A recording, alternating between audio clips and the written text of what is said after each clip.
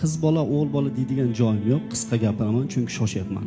Payg'ambar alayhisalomning yoniga Jabroil alayhisalom keldilarda 3 ta narsani aytdilar. Ey Muhammad, xohlagan ishingizni qiling. Agar hantalni urg'icha bo'lsa yoki toshni ichida bo'lsa ham yaxshi bo'lsa mukofotini, yomon bo'lsa jazosini olasiz. Ikkinchisi, xohlagan insoningizni yaxshi ko'ring. Baribir bir kun ajralasiz. Xohlaganingizcha yashang, xohlaganday.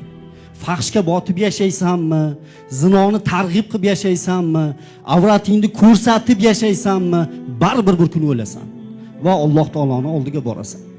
Musulmonmi, musulmon emasmi, tan oladimi, olmaydimi, bu meni gapim emas.